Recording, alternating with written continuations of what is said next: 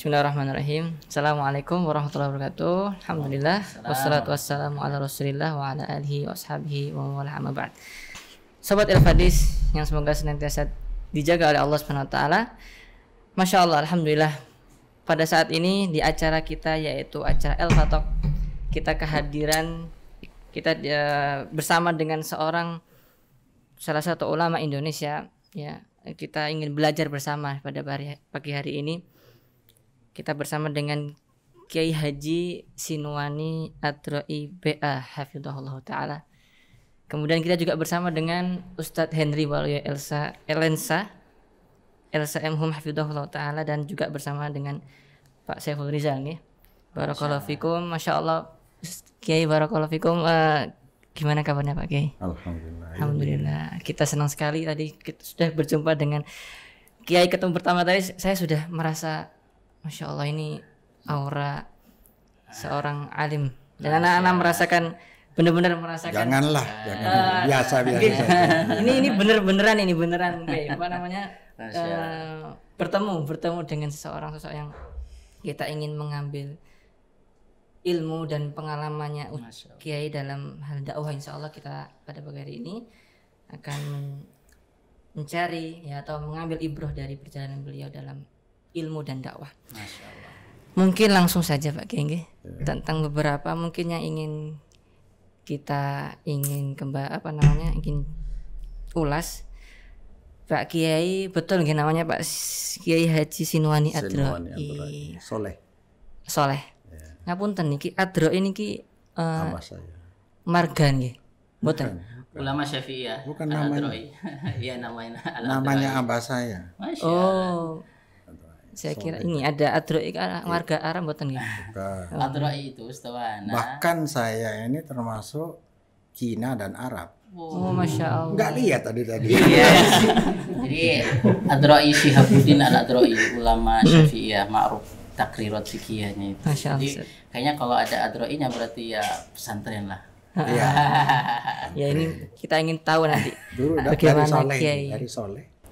Adroi terus saya gitu. Masya Allah. Pesantren itu saya menerus. Alhamdulillah. Jadi nggak punya kualitas apa-apa, tinggal meneruskan saja gitu. Terus ngapunten nggih, ini ki penasaran nih Pak Kiai. BA di belakangnya namanya Pak. Ntar dari perjalanan tadi. Nggih, mungkin bisa diceritakan kembali nih Pak, tentang perjalanan menuntut ilmunya Kiai. Saya berangkat ke pesantren Raudhatul Ulum Malang Selatan tahun 72. Itu saya masih kosong, 17 tahun umur saya.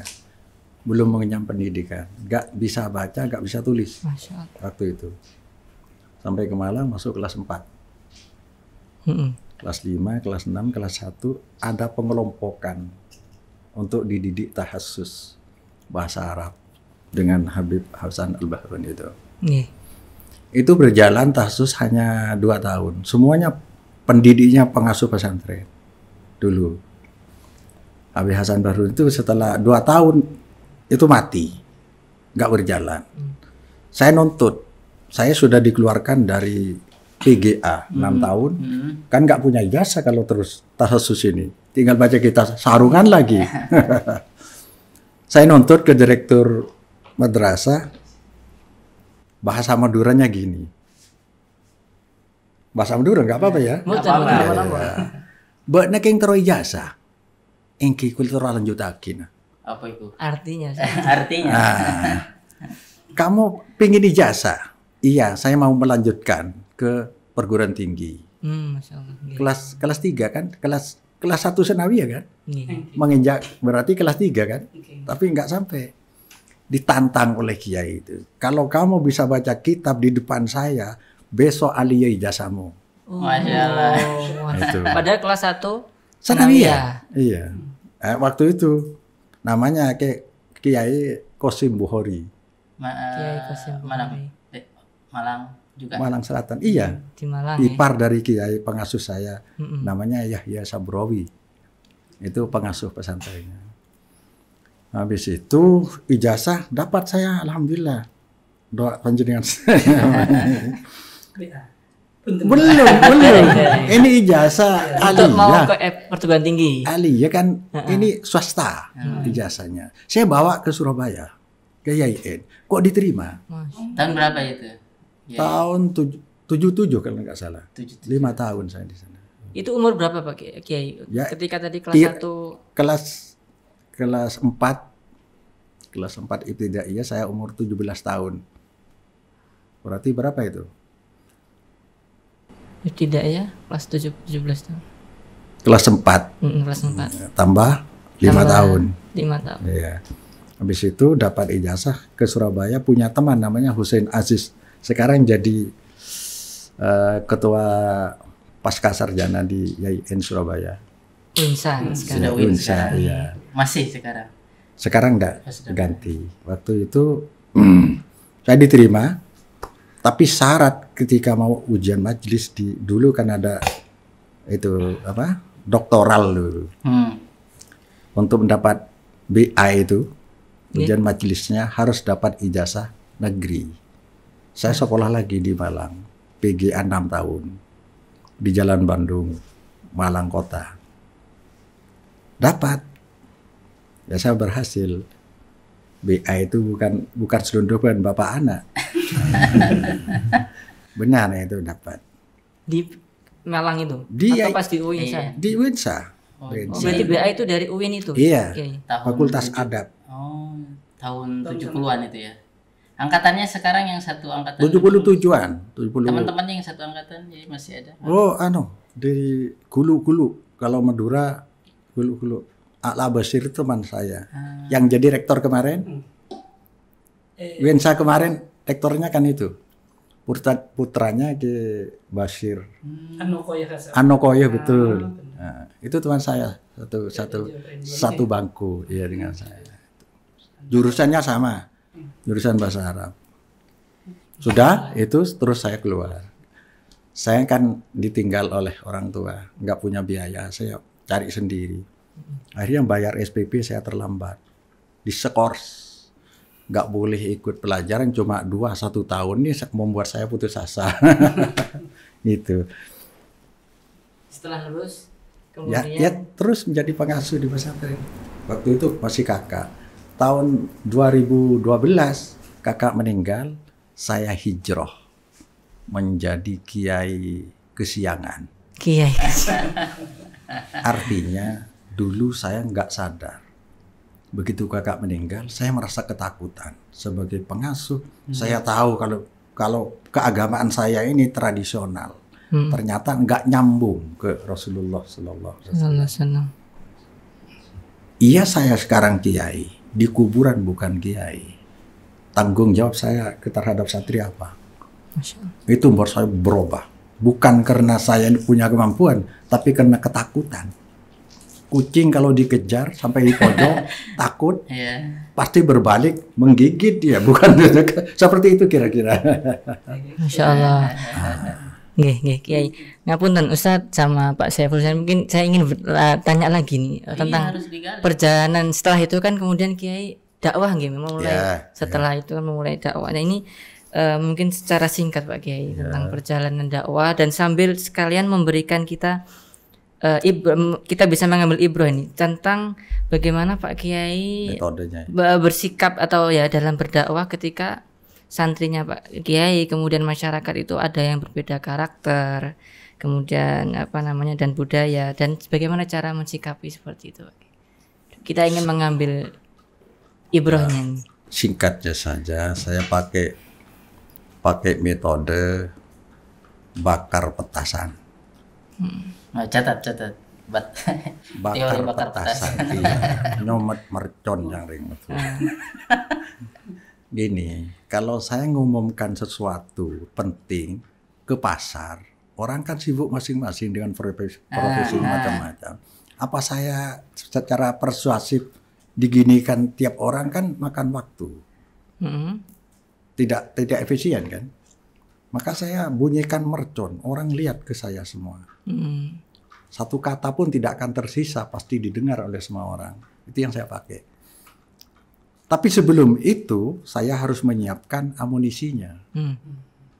Ini saya kan masuk ke hijrah ke salaf. Masya. Masyarakat tradisional yang sudah kental sekian ratus tahun beramalan seperti itu. Nggih. Tradisi yaitu. Saya cari poin-poin yang menjadi polemik di masyarakat apa saja. Sekalian bicara solusinya dan jawabannya. Masya gitu. Allah. Nggih. Kemudian saya apa? Bakar petasan itu. Orang lihat saya. Artinya dalam berdakwah harus jelas, tegas. Yang haram katakan haram, yang halal halal. Jangan semu, jangan setengah-setengah. Iya. Tapi siap komunisi kan sudah, Iya. komunisi sudah siap itu. Masya Allah. Nah, saya katakan itu. Ini bid'ah, ini syirik itu. Harus berani juga Pak Kiai. Iya, tapi siap jawaban. Pertama saya di rumah saya kumpulkan semua santri. Sekarang ini menurut saya, perspektif saya, rokok itu haram. Kan di rumah jual rokok. Santri ngerokok semua. Ini haram. Tolong pada santri yang masih ingin melanjutkan rokoknya, silakan cari kiai lain yang merokok. Saya nggak tanggung jawab. Iya. Ngeten gitu. Tapi dulu jenengan ndak ngerokok mah. Kalau ada tamu, menghormati tamu. Kan nggak tahu hukumnya Dulu nggih, dulu. Iya. Iya. Kan sesuatu yang biasa ya Iya. di pesantren. Habis itu gemparlah di pesantren itu. Iya. Bahkan agak menyusut santri awal-awalnya. Aku orang. Hah? Aku orang maksudnya. Korang. Iki. Sampai orang bagian alumni itu khawatir. Jangan-jangan ini nanti bisa bubar. Tapi saya ingat ayat. Intan surullah yansurkum. In sartiyah. Jawaban tansurkum. Yansurkum. Itu kan. Jadi syarat yansurkum harus intansur. Masya Allah. Masya Allah. Kulil haqqu zahaqul batil. Saya sampaikan itu. Saya tagih janji Allah. Masa Allah ingkar janji kan tidak mungkin. Nggih. Sampaikan saja. Apa nanti endingnya terserah nanti. Nah, itu dulu. Masya Allah. Ya. Nah. Habis itu setiap ada undangan, kalau di Madura ada undangan. Macam-macam undangan kan. Holland. 40 hari, 7 kematian 7 hari itu. Saya hadir. Maulid, saya hadir.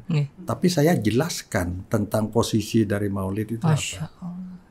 Nah, itu. Sampai banyak orang tanya, lah, kok beraninya Kiai diundang Maulid hadir? Itu kan acara bid'ah.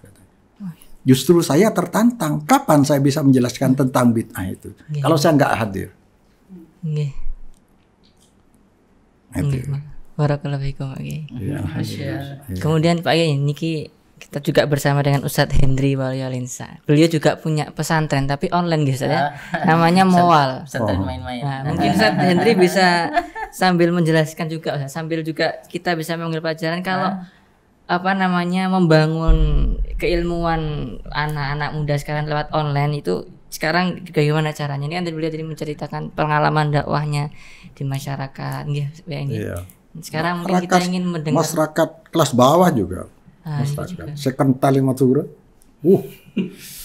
Madura seperti paduan suara. Kalau kata kiainya merah semua. Masya Allah. Silakan.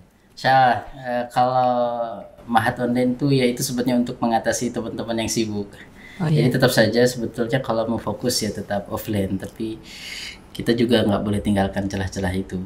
Jadi banyak orang ingin menuntut ilmu tapi kan tidak bisa offline. Akhirnya kita kasih sarana seperti itu. Jadi kita fokus ke ilmu alat karena beliau kan bisa kokoh menegakkan kebenaran. Salah satunya punya ilmu alat. Kalau nggak punya ilmu alat, ya nanti in apa ini?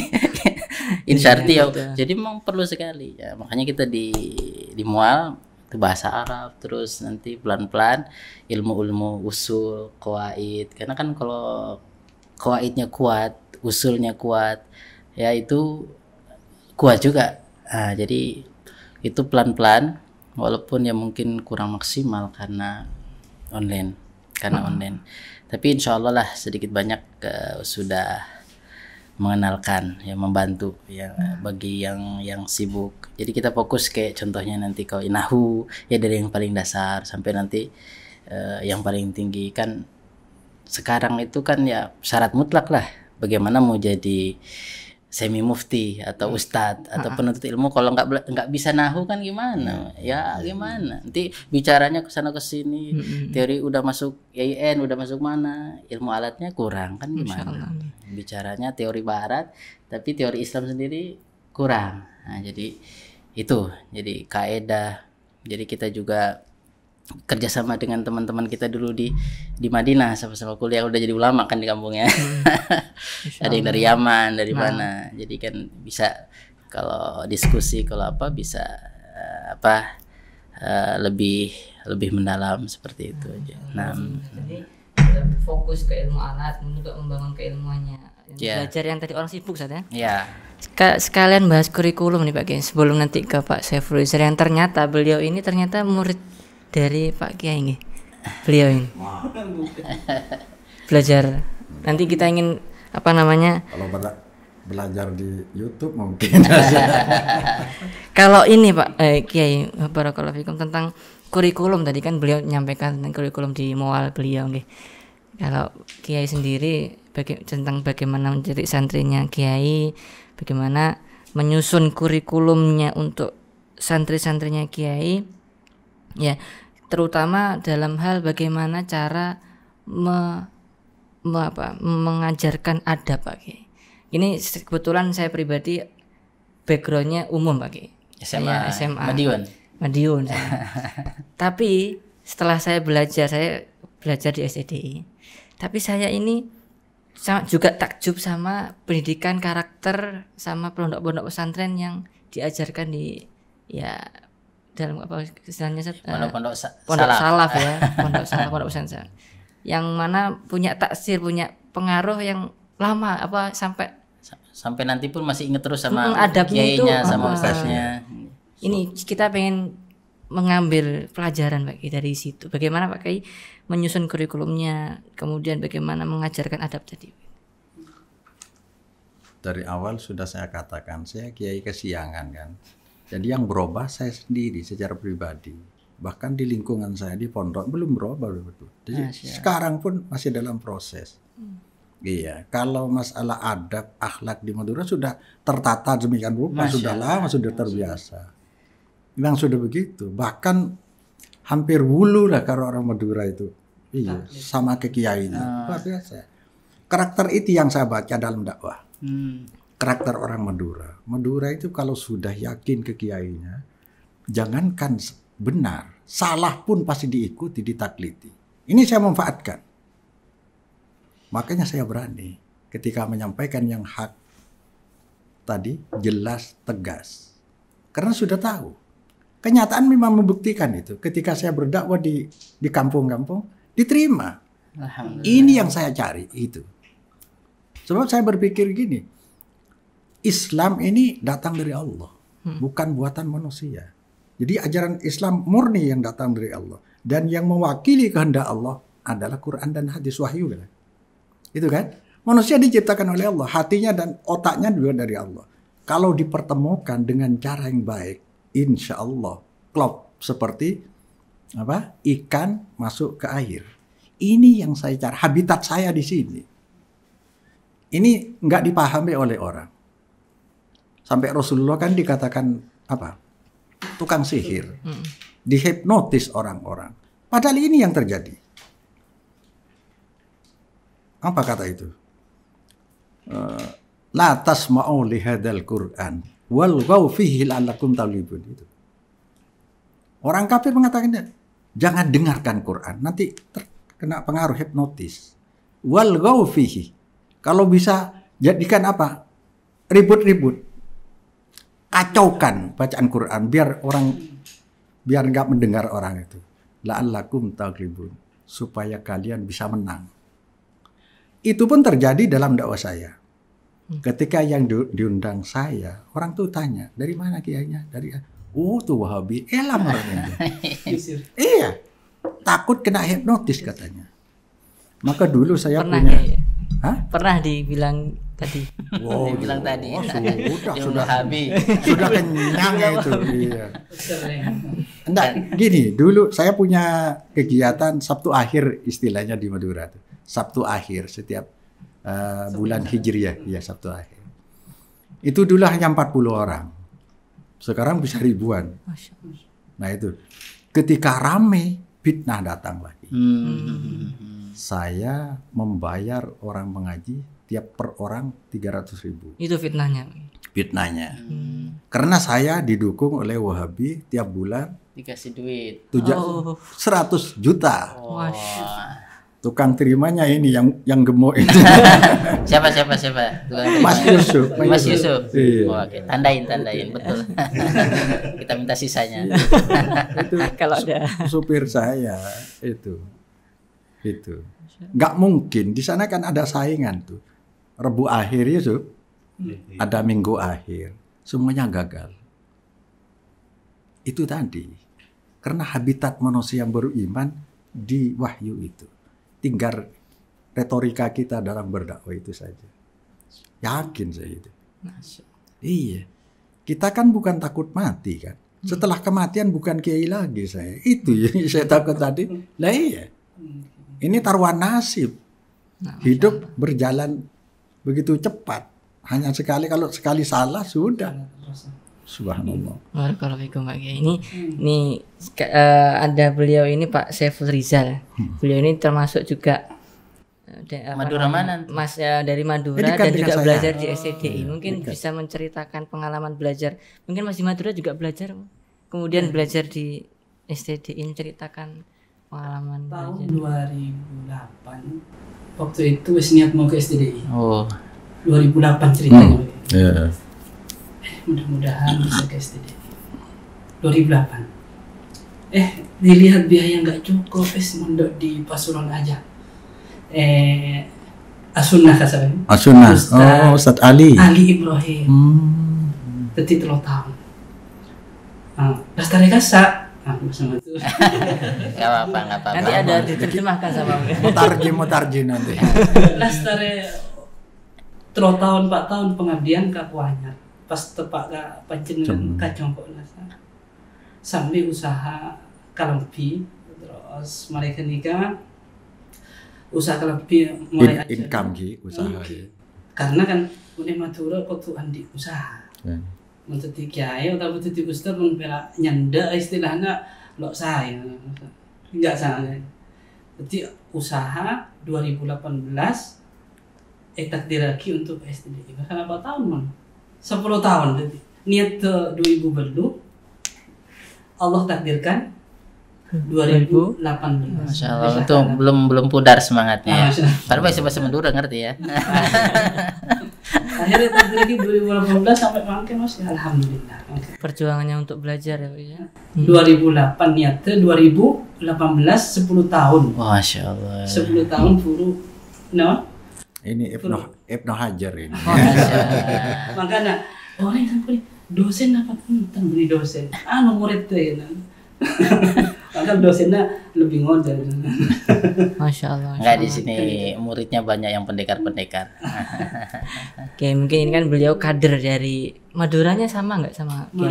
Dekat. Madura asli Dekat. Sumeneb asli. Sumeneb. Terus nikah sama Bangkalan. Terus akhirnya nikah, kemudian tinggal di Pasuruan. Setelah dari Pasuruan, usaha kerja sudah mulai. Ya, ini banyak pengalamannya ini. Malang Melintang sudah. Sudah kuliah. Apa? Konveksi ya? Konveksi. Mereknya Elbir. Elbir. Elbir. Jadi di Instagram ada Elbir. Jalan sudah berangkat ke istri. Harus berangkat. Kenapa? Kalau pulang ke Madura nggak bawa kitab kuning nggak akan sah jadi kiai. Berarti Kiai. Tadi Kiai dari Pakong kalau saya dengar Pakong itu dekat berapa kilo? Pakong 2. Ada Pakong Pamekasan sama Pakong. Iya, saya Pakong Bangkalan. Oh, nggih. Kuanyar ke Pakong mungkin 1 jam. Kurang lebih. Enggak sampai. Berarti beliau ini bisa nggak kayak jadi di kader ya? Jadi kan setelah ini akan pulang ya Ustaz Pak ya ke Madura. Jadi insya Allah bisa Ta'awun ya. Harus. Kiai kesiangan kok bisa saja. Makan kok Tidak terlebih. Ini jamnya katanya. Terakhir Pak Kiki tentang pesan, mungkin nanti saya juga minta nasihat dari Ustadz juga. Yang pertama mungkin pesan untuk anak muda Ki. Bagaimana mereka ini yang anak muda sekarang supaya mau belajar agama. Kemudian bagaimana setelah tahu agama ini mereka yang terlalu semangat ini dalam mungkin setelah tahu jadi ya. Kemudian terlalu semangat dalam mungkin dakwahnya ya. Kemudian dalam mengamalkan ilmunya. Intinya ingin bagaimana Kiai memberikan pesan kepada generasi muda sekarang ini terhadap ilmu Kiai. Dan juga terhadap adab tadi yang mungkin yang nonton banyak anak muda. Berarti ya. Jadi ini pesan yang mungkin kita tunggu-tunggu ya. Sekarang nih problemnya kompleks sudah. Iya. Masa digital sekarang. Iya, terlalu banyak.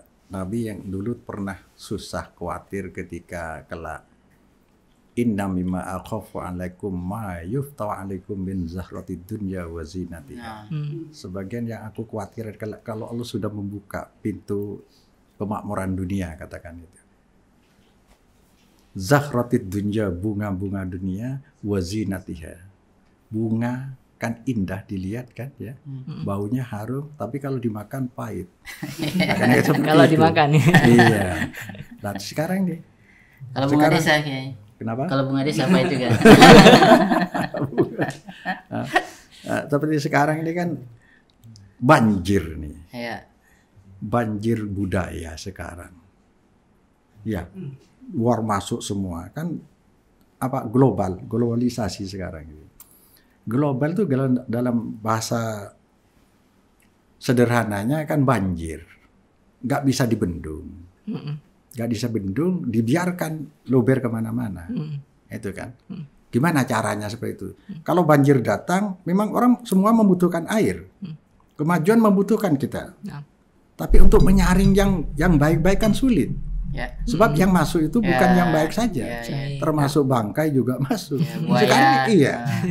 Maka sekarang ini kemajuan di desa masuk sarana fasilitas hidup masuk ke desa-desa dipermudah. Jalan mulus kan, bangunan bagus, komunikasi lancar, tapi bersama dengan itu narkoba masuk. HP ini yang merusak. Iya. Kelancaran masuk justru pergaulan bebas. Iya. Nah itu yang terjadi sekarang.